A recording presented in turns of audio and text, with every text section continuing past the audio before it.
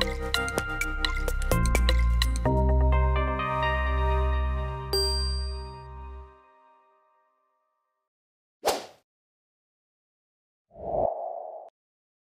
semuanya, kembali lagi di Kpod, Kaderisasi Podcast.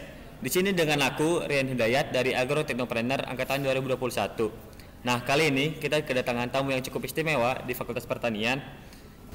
Boleh nih Kang, perkenalan dulu pertama-tama Kang. Oke, halo semuanya teman-teman, apa tadi Kpod ya namanya? Iya, Kang. Dari KPSDM ya. Halo semuanya teman-teman dari Kpod yang menyaksikan ini. Kenalin aku Filipus Desde Rozari. Aku selaku Project Officer dari kegiatan masa bimbingan Pola Bina PAB Akselerasi 2022 untuk menyambut teman-teman mahasiswa baru angkatan 2022. Nah, kan si Akang lagi menjabat sebagai Project Officer ya Kang? Ya. Gimana sih Kang perasaan Kang Dias pas jadi Project Officer ini? Pertama kali nih ya berarti untuk jadi Project Officer ini sebenarnya aku sendiri nggak nyangka akan mengambil jabatan ini atau akan mencoba menjadi Project Officer nih sebelumnya. Cuman aku melihat ada beberapa keresahan-keresahan, aku juga melihat ada urgensi yang harus aku lakukan dan aku rasa aku mau mencoba dan memberikan sesuatu untuk Faperta ini dan aku memilih masa bimbingan sebagai tempat yang aku pilih. Oke, berarti pas lagi pencarian Project Officer Kang Dias merasa terpanggil ya Kang? Ya betul, pas lagi mencari teman-teman dari KPSDM nih yang waktu itu mencari Project Officer untuk Mabim ini, aku merasa terpanggil dan kayak, kayaknya gue nih orangnya untuk daftar di sini nih, gitu. Oke, berarti merasa cocok untuk menjadi PO ya Kang.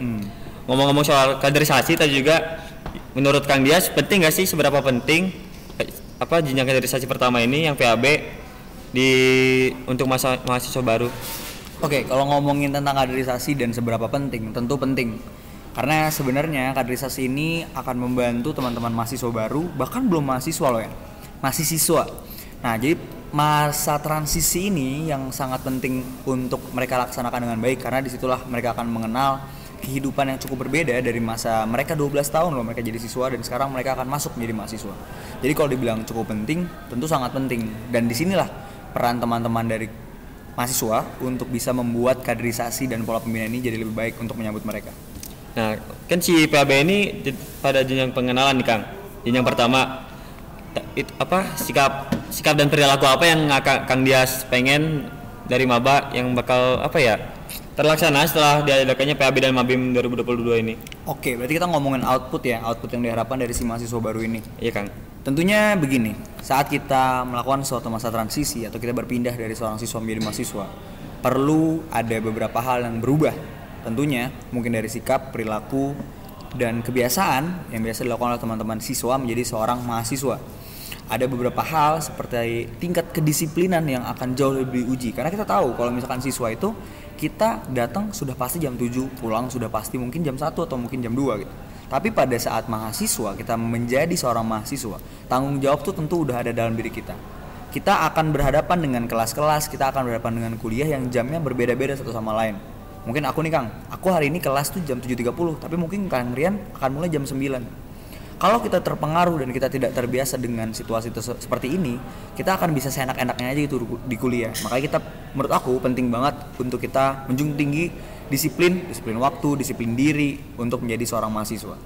Di samping itu juga kita perlu, ini tadi ngomongin disiplin ya, kita juga perlu punya skill untuk tepat waktu, kita perlu skill kejujuran, kita perlu skill tanggung jawab yang lebih tinggi lagi dari sekedar sewaktu kita menjadi siswa. Apalagi teman-teman siswa menjadi mahasiswa biasanya akan ada peralihan tempat Kang. Kalau misalkan jadi siswa biasanya jarak dari rumah ke sekolahan dia biasa aja, nggak terlalu jauh. Tapi sekarang mungkin mereka akan harus berhadapan dengan dunia yang baru. Mereka harus ngekos, mereka harus tinggal jauh dari orang tuanya, mereka harus meninggalkan zona nyamannya. Nah, perubahan dan adaptasi ini yang penting untuk mereka bisa dapatkan di perkuliahan, gitu Kak. Oke, jadi setelah PAB dan Mabim ini harapannya soft skill mereka ini ya berubah, upgrade lah istilahnya. Betul. Dari bukan jadi siswa lagi, mereka kan udah jadi mahasiswa, harusnya dari segi soft skill dan hard skill harus berkembang. Tentu. Oke. Selanjutnya, seberapa penting sih Kang si PAB dan Mabim ini mengingat si peralihan siswa menjadi mahasiswa yang seperti tadi dan juga peralihan dari online menuju offline nih Kang, seperti dulu. Oke, kita bahas satu-satu ya berarti ya. Kalau menurut outputnya, kenapa dibilang penting? Tadi sudah saya sampaikan, ada beberapa hal yang memang harus dimiliki sebagai sikap atau sebagai perilaku seorang mahasiswa dibanding siswa. Saya tadi udah membahas tentang disiplin, tepat waktu, kejujuran, tanggung jawab, dan banyak hal lainnya. Sekarang kita ngomongin output peralihan dari masa online dan masa offline. Kita udah mengalami kurang lebih menuju 3 tahun nih masa pandemi COVID ini, yang alhamdulillah juga sekarang semakin membaik. Kita bisa lihat banyak sekali kegiatan-kegiatan yang udah mulai berjalan offline. Bahkan K-pop ini sekarang sudah offline. Ya, betul Kang. Kita sekarang udah ada di tempat terbuka, kita udah tidak menggunakan masker lagi, tapi tetap menggunakan prokes, dan kita udah booster juga ya. Udah juga. Nah, ada tantangan yang perlu kita hadapi sama-sama ya, bahwa pada saat kita melaksanakan pola kaderisasi ini di tingkat online, di tingkat 1 dari online ke offline tuh kita buta. Karena aku sendiri secara pribadi waktu sebagai project officer ini, waktu mabanya, waktu mahasiswa barunya, aku adalah maba yang dipola kaderisasikan secara online juga. Jadi aku tidak mengerti dan tidak tahu menau bagaimana sih realisasi pola kaderisasi itu saat ada di lapangan. Yang aku tahu mah cuma join Zoom aja setiap 7.30. Habis itu mengikuti kegiatan, dan ya bisa sambil makan, bisa sambil ke toilet, hanya duduk aja lah memperhatikan laptop. Nah, ini adalah tantangannya, Kang. Menurut saya susahnya adalah bagaimana kita mencari tahu informasi-informasi apa sih yang diperlukan pada saat mabim offline. Bagaimana sih kegiatan-kegiatan yang berlaku pada saat mabim offline. Walaupun secara rundown itu mirip-mirip, tapi realisasinya antara di lapangan versi online atau versi daring dan versi luring itu sangat berbeda, Kang. Dan disitu tantangannya. Kami juga sangat minim informasi, jadi kami banyak sekali bertanya kepada teman-teman atau mungkin kakak tingkat kami yang sudah mengalami sebagai peserta mabim offline atau mungkin sebagai panitia mabim offline. Bahkan juga aku juga banyak ngobrol sama PO-PO sebelumnya yang memang melaksanakan pola pembinaan offline gitu, Kang. Oke Kang, intinya Kang harus banyak ngobrol Kang. Ya betul, komunikasi lah. Betul, terhadap pendahulu yang sudah melaksanakan mabim offline-nya maupun sebagai panitia ya Kang. Betul. Oke, selanjutnya di balik kesuksesan PAB dan mabim tahun ini, ada kan ya Kang makna si filosofi dari tema dan logo yang Kang angkat di tahun ini? Oke, ada tentunya. Aku pengen tahu nih Kang artinya secara filosofis apa sih Kang? Oke, mungkin sulit ya kalau ngomongin tema itu, karena tema itu kan secara besar banget. Mungkin aku akan menggambarkannya itu dari tagline yang aku pakai di mabim tahun ini. Tagline yang aku pakai tahun ini adalah PAB Akselerasi 2022, hidupkan asa, KMFP bangga. Apa sih maknanya hidupkan asa, KMFP bangga itu sendiri? Kita bedah satu-satu ya. Hidupkan asa. Kita melihat dalam 3 tahun pandemi COVID ini, Kang, banyak sekali asa, banyak sekali harapan, banyak sekali keinginan, hasrat yang akhirnya harus pupus, bahkan harus jadi turun. Kita melihat waktu awal-awal pandemi COVID, banyak sekali teman-teman kita, orang tua kita, siapapun kerabat-kerabat banyak kehilangan pekerjaannya. Kita kehilangan keterikatan satu sama lain, kita dibatasi untuk tidak bisa langsung bersosialisasi, kita dibatasi untuk harus menggunakan masker, kita dibatasi untuk bertemu satu sama lain. Seolah-olah api semangat kita untuk menjalankan suatu hal, api semangat kita untuk terus hidup itu jadinya redup. Dan itulah kenapa saya mencoba menggunakan kata hidupkan asa sebagai salah satu pemicu agar harapan itu muncul lagi, agar semangat itu muncul lagi, agar kesempatan itu datang lagi dengan peralihan dari online menuju offline ini. Nah, hal tersebut yang akan saya implementasikan ke teman-teman mahasiswa baru, bahwa kami memberikan suatu hal. Ini kami wadahi kalian untuk kembali. Kami pun mewadahi diri kami sendiri untuk kembali kepada kondisi yang sesungguhnya, kondisi yang sebenarnya, bahwa kita memang harus melaksanakannya secara langsung, secara offline. Kita kembalikan lagi keterikatan kita satu sama lain. Kita kembalikan lagi komunikasi kita yang hilang. Dan kita hidupkan lagi asa yang waktu itu sempat mati. Gitu. Dan di kalimat kedua ada KMFP bangga. Pada akhirnya kita menghidupkan asa, kita berjuang di perkuliahan, kita mengikuti ABCDFG. Untuk apa kalau kita tidak memberikan sesuatu untuk fakultas kita atau mungkin untuk perkuliahan kita? Tapi karena di sini saya sebagai project officer tingkat fakultas, makanya saya mengedepankan kata KMFP bangga. Dimana apa yang kita bangun selama ini, perjuangan yang kita berikan selama ini hanya untuk membanggakan satu nama, Fakultas Pertanian. Ditambah lagi di depan kata Fakultas Pertanian ada keluarga mahasiswa. Jadi kita membangunkan asanya, kita menghidupkan asanya untuk bersama-sama sebagai satu keluarga membuat Faperta kembali bangga, membuat Faperta kembali bersinar dan bisa berkancah lebih tinggi lagi dan tidak stagnan di 3 tahun kita pandemi COVID. Gitu Kang, kurang lebih maknanya. Oke Kang, setelah maknanya itu kan si Kang Dias ini kan sebagai project officer tentunya nggak bekerja sendiri ya Kang. tentunya ada struktur panitia dan tim dari panitia PAB dan Mabim. Gimana sih Kang caranya berkoordinasi dan juga berkomunikasi dengan panitia itu secara agar baik? Oke, ini kita berbicara tentang kepanitiaan dan struktural ya. Di kepanitiaan ini, aku secara pribadi merasa sangat senang, merasa sangat tersanjung karena orang-orang yang ada bersamaku dengan saat ini adalah orang-orang yang memang memiliki kompetensi yang baik untuk mengikuti pola pemilihan ini. Orang-orang yang aku kenal juga secara pribadi, jadi kami bisa melaksanakannya dengan komunikasi yang cukup baik. Ditambah kita mengenal salah satu teknik yang baru kita kenal itu hybrid. Kita bisa melaksanakan kegiatan online, offline, atau mungkin setengah offline dan setengahnya online. Oke, betul kan. Dan salah satu cara yang paling efektif menurut aku, kita jadi bisa fleksibel dalam melaksanakan koordinasi dan kerjasamanya. Contoh, waktu awal-awal aku mengerjakan Mabim ini, waktu membuat konsep besarnya yang ada di kepala, aku melaksanakan secara daring. Karena waktu itu aku masih di rumah. Jadi kita bertemu via meeting, Google Meeting, Zoom Meeting, dan segala macamnya untuk merencanakan kita mau dibawa kemana nih. Karena keterbatasan tempat, ya kita melaksanakan itu secara daring. Komunikasi yang terjalin harusnya sudah baik karena kita sudah 2 tahun berkomunikasi via daring. Jadi dari segi miskomunikasi dan dari segi kesalahpahaman harusnya sudah bisa kita hindari karena itu adalah hal-hal yang sudah kita lakukan di awal-awal pandemi Covid. Waktu kita pandemi Covid kita bingung banget, bahkan untuk mengoperasikan Zoom aja kita bingung. Tapi sekarang kita sudah mulai terbiasa dan itu hal yang sangat membantu kita. Dan kuncinya adalah fleksibilitas. Semakin kesini, semakin dekat dengan Mabim pertama, kita sudah bisa melaksanakan secara luring. Karena kondisi pandemi yang sudah membaik juga, karena komunikasi yang kita butuhkan lebih juga. Jadi kita sudah bisa untuk melaksanakan secara luring. Sudah mulai ke kampus, sudah mulai telepon teman-teman. Ayo guys, kita rapat. Rapatnya di mana? Rapatnya di Faperta. Jadi udah bukan lagi di Zoom meeting, tapi sekarang rapatnya di Faperta. Dan ternyata kita tidak bisa bohong bahwa bertemu secara langsung, berkomunikasi secara langsung, berkoordinasi secara langsung itu jauh lebih optimal dan jauh lebih maksimal daripada kita berkomunikasi via daring. Dan itulah hal yang aku pahami bahwa salah satu hal yang diperlukan oleh mahasiswa juga adaptabilitas. Kita tahu kita ditekan oleh suatu hal, tapi kita harus tahu juga gimana cara kita keluar dari tekanan tersebut. Dan itu yang membuat kita jadi semangat, dan itulah yang membuat kita jadi punya asa itu tadi, untuk menghidupkan asa. Dan itulah kenapa saya bilang menghidupkan asa itu bukan cuma dari sisi peserta mahasiswa baru, tapi juga dari sisi peserta panitianya. Gitu kan.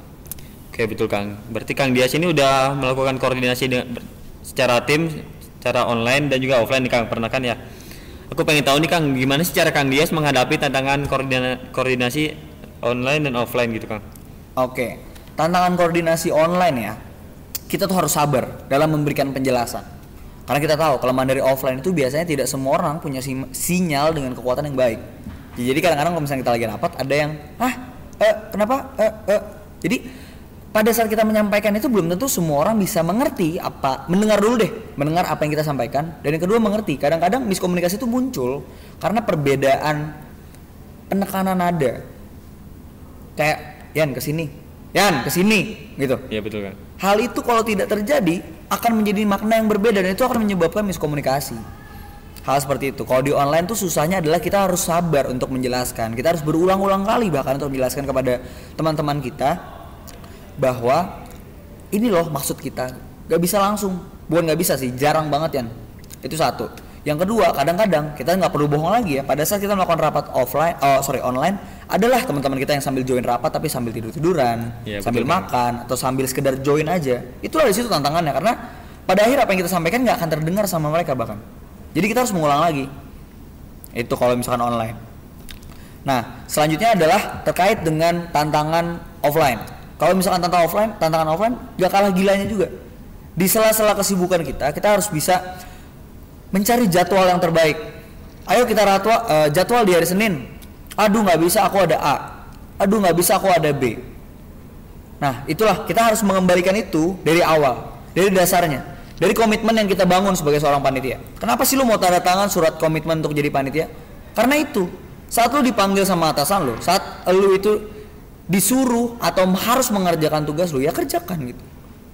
Karena itu udah komitmen namanya. Itu yang sulit dan itu yang selalu kita perjuangkan sampai sekarang, bahwa ada satu hal yang kita lupa, bahwa itu bukan cuma sekedar tanda tangan di atas kertas, tapi itu juga sebagai pembuktian dari dalam diri kita bahwa lu bisa nggak untuk sesuai dengan apa yang lu omongin. Betul. Nah, disitulah banyak sekali terjadi kisruh lah istilahnya, atau mungkin kekesalan antar panitia. Adalah ghosting panitia. Itu karena akhirnya mereka melupakan komitmen itu. Dan itulah dua tantangan dari versi daring dan versi luring, Kang. Gitu. Oke, berarti kalau misalkan daring tantangannya yang tadi ya Kang, kurang kondusif. Join Zoom tapi malah tiduran, makan dan lain-lain. Kalau misalkan offline mereka malah tabrakan sama jadwal lain gitu kan, menyesuaikan jadwalnya yang susah. Oke, selanjutnya aku pengen tahu nih Kang, kesan pesan dari Kang Dia sendiri sebagai PO PAB dan juga Mabim Fakultas Pertanian 2022 nih Kang. Oke, kalau misalkan ngomongin kesan pesan ya, ini kan Mabim belum selesai nih kan, masih ada beberapa rangkaian lagi untuk Mabim ini. Tapi kesan pesan yang bisa aku sampaikan adalah aku sangat bersyukur ada di dalam suatu lingkungan di mana semua orang bekerja dengan kapabilitas mereka yang sangat baik. Aku memiliki wakil-wakil aku memiliki divisi-divisi aku yang bekerja dengan sangat baik, penuh dengan komitmen dan penuh dengan tanggung jawab yang mereka lakukan. Itu yang tidak bisa aku bayar sampai kapanpun menurut aku ya. Selain dari situ, kesan-pesannya adalah aku merasa enjoy untuk ngejalanin ini. Karena alhamdulillah semuanya dimudahkan. Koordinasi yang terjalin dari pihak PAB dan juga pihak dekanat sebagai salah satu penentu izin, salah satu penentu keputusan itu terjalin dengan cukup baik juga. Jadi kami mudah lah untuk dalam menjalankannya. Dan pesan-pesannya juga untuk teman-teman, jangan berhenti di aku, jangan berhenti di PAB ini. Selain menunjukkan kepada teman-teman mahasiswa baru bahwa inilah masa transisi, tapi teman-teman dari panitia juga harus mengerti bahwa ini adalah regenerasi juga. Ini adalah sesuatu yang harus dilanjutkan. Dan kepada teman-teman yang nanti akan ada di posisi aku nanti, mereka harus punya kapabilitas yang jauh lebih baik dari apa yang aku lakukan sekarang, dari apa yang teman-teman panitia aku lakukan sekarang. Dan di situ kuncinya, bahwa kehidupan mahasiswa adalah kuncinya regenerasi. Dan itulah implementasi dari kenapa kita dibilang penyambung lidah rakyat. Itulah kenapa kita harus dibilang sebagai tonggak penerus bangsa, karena regenerasi harus terus berjalan. Karena kita tahu sendiri, karena pandemi COVID ini ada beberapa organisasi, ada beberapa kepanitiaan yang jalan itu mandek kan. Betul Kang, setuju. Karena apa? Karena tidak ada regenerasi. Karena apa? Tidak ada rasa dalam dirinya untuk melanjutkan organisasi itu. Dan ini yang membuat organisasi kita mati. Ditambah lagi ada tekanan-tekanan dari luar, tambah lagi ada kegiatan-kegiatan dari luar yang lebih profit, yang lebih menguntungkan mereka. Tapi di sini organisasi mengajarkan kita bahwa kita bisa belajar secara cuma-cuma, kita bisa mencari segala suatu hal yang kita ingin secara gratis. Dan tekanan yang kita dapatkan akan membuat kita belajar untuk siap terjun ke lapangan langsung pada saat kita kerja atau mungkin pada saat kita hidup setelah kuliah nanti. Jadi kesan pesannya, aku sangat senang untuk menjalani Mabim ini. Aku sangat bangga punya teman-teman aku yang jadi panitia, dan juga aku juga bangga dengan mahasiswa-mahasiswa baru di angkatan 2022 ini yang mengikutinya dengan sangat baik, mau mengikuti setiap kegiatan walaupun capek. Aku akuin capek, panas, capek, bahkan kehujanan, mengikuti pematerian. Mereka harus berjuang melawan ngantuk dari segala macamnya, tapi ada hal yang gak aku bisa bayar. Mereka serius untuk mengikutinya dan mereka mau untuk masuk ke Fakultas Pertanian dan berubah dari seorang siswa menjadi seorang mahasiswa. Gitu Kang. Betul Kang, tentunya tidak mudah ya Kang untuk menjalankan PAB dan Mabim ini. Tentu, pasti banyak rintangan ya. Apalagi karena kita melaksanakan secara online, tapi kita sekarang menjadi panitia harus secara offline gitu Kang. Transisinya cukup sulit, namun tidak ada yang sulit kalau kita mau berusaha ya Kang. Betul banget ya. Setiap tantangan pasti ada jalannya. Betul. Oke, terima kasih buat Kang Dias untuk sharing-sharingnya pada episode kali ini. Sampai untuk yang penutup, aku mau ini dulu Kang, tagline PAB dulu Kang. Oke. Tadi tagline PAB kita bareng-bareng kalian ya. Bareng-bareng ya Kang. Kalau misalkan aku bilang PAB akselerasi 2022, kita sama-sama bilang hidupkan asa, KMFP bangga. Gitu. Boleh, oh gini, ada gerakannya. Hidupkan asa, KMFP bangga. Bangga. Gitu. Oke Kang, boleh. Gitu aja ya kali ya. Oke. Oh ya, ini aku juga mau ngasih kesan pesan sedikit kali ya, boleh ya Kang ya. Tadi buat penutup kayak silakan semua teman-teman cari nih, mumpung kita lagi kembali ke masa offline ini, silakan cari zona nyaman kalian, silakan rombak. Kalian tuh bisa dapetin apa? Kita cuma punya waktu 4 tahun kurang lebih kalau efektif. Ikuti semua kegiatan yang ada di kemahasiswaan ini. Jangan jadi mahasiswa kupu-kupu, walaupun itu memang pilihan. Tapi silakan kalian jadikan ini sebagai suatu kesempatan untuk bisa berkembang jauh lebih baik. Karena seorang pemimpin itu lahir bukan karena dia bertalenta, tapi karena dia berusaha.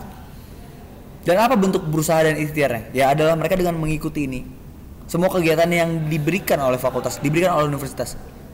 Kalian mau jadi PO terserah, kalian mau jadi wakil PO terserah, kalian mau jadi staff pun terserah. Karena menurut aku selalu ada hal baik yang bisa kita ambil, selalu adalah hal-hal yang bisa membuat kita bertumbuh dan berkembang untuk bersiap menjadi seseorang yang akan terjun nanti ke dunia lapangan langsung. Dan kuliah akan memberikan kita kebebasan untuk melakukan itu. Kamu pilih apa? Kuliah pulang boleh. Kamu mau pilih kuliah nongkrong boleh. Kalian mau pilih kuliah berorganisasi boleh. Tapi kalian akan menentukan masa depan kalian sendiri. Dan di sini adalah waktu yang tepat untuk kalian bereksplorasi dan kalian diberikan banyak sekali apa ya istilahnya? Kesempatan sih kalau ini. Kesempatan kan bisa kita ambil bisa enggak ya? Betul kan? Cuman menurut aku ambil selagi dikasih waktunya, selagi dikasih kesempatannya. Dan percaya kalau misalkan kalian melakukan suatu hal yang baik pasti akan dimudahkan. Dan kalau misalkan kalian melakukan sesuatu dengan serius, dengan penuh tanggung jawab, dengan ikhlas, pasti hasilnya juga akan sesuai dengan apa yang kalian mau. Karena itu yang sebenarnya saya selalu jalankan. Capek panitia setiap H-1 kita briefing. Di Sabtu paginya kita harus bangun sepagi mungkin, bahkan ada yang nginep. Mempersiapkan A, B, C, D, F, G. Teman-teman harus loading barang. Terus harus pindahin ini, pindahin itu setiap minggunya. Itu capek, teman-teman panitia itu sangat capek untuk melakukan hal tersebut. Tapi karena itu ada komitmen, ada semangat, ada hal yang mau membentuk kita jadi orang yang lebih baik. Itu yang membuat kita bisa terus untuk bertahan ada di posisi ini. Dan harapannya itu tadi, teman-teman mahasiswa baru, teman-teman panitia yang lain harus bisa melanjutkan ini, harus bisa melanjutkan semangat ini. Terbang, jangan hanya di PAB, tapi terbang. Kalian ditawarkan banyak sekali himpunan yang ada di fakultas ini. Kalian ditawarkan banyak sekali organisasi, banyak sekali kepanitiaan, banyak sekali lembaga-lembaga kemahasiswaan. Kalian pintar main basket, silakan ikut. Kalian pintar main futsal, silakan ikut. Kalian mau berorganisasi dengan baik, silakan ikut BEM, silakan ikut BPM, silakan ikut semua himpunan yang ada di sini. Tunjukkan bahwa 4 tahun kalian kuliah itu bukan cuma sekedar angka di atas IPK, tapi ada soft skill yang bisa kalian raih, ada hard skill yang kalian bisa raih juga. Karena sudah jauh-jauh kalian jauh dari orang tua, sudah jauh-jauh kalian dari teman-teman SMA kalian, sudah jauh-jauh kalian harus menangis karena kalian rindu rumah, kalian rindu orang tua kalian. Betul. Mungkin kita nggak begitu relate ya. Kamu orang Bandung, masih bisa beberapa kali lah balik dalam seminggu. Aku orang Bekasi, masih bisa lah sebulan sekali pulang. Betul. Coba teman-teman bayangkan, ada teman-teman kita yang dari Kalimantan, dari Sumatera, dari luar-luar pulau ini, yang mungkin balik setahun sekali itu sebuah hal yang sangat mereka tunggu-tunggu. Dan itu tadi kembali, untuk apa kita sejauh ini kalau bukan untuk mencari jati diri kita, mengembangkan diri kita dengan baik, dan supaya kita tuh bisa jadi aku tuh suka terlalu emosi kalau ngomong gini, karena ini kesempatan kita untuk jadi orang yang hebat. Ini kesempatan kita untuk membenarkan bangsa ini. Ini kesempatan kita untuk meneruskan bangsa ini, menghapus semua kekotorannya dan memulai arah yang lebih baik. Dan aku percaya setelah pandemi COVID ini pasti akan ada pelangi. Pasti akan suatu hal yang kita bisa capai. Tapi untuk mencapai hal itu, ini juga yang belum aku sampaikan. Kenapa namanya akselerasi, Kang? Ya, kenapa tuh, Kang? Nah, akselerasi itu karena kita sekarang dihadapkan sama kondisi transisi di mana dari pandemi kita menuju offline atau menuju luring lagi. Perlu ada persiapan yang matang. Perlu ada kebiasaan yang kita kembalikan lagi. Perlu ada persiapan yang kita harus lakukan dengan komprehensif supaya kita bisa siap menyambut kembalinya new normal. Karena senormal kita adalah kita yang hidup ngobrol langsung.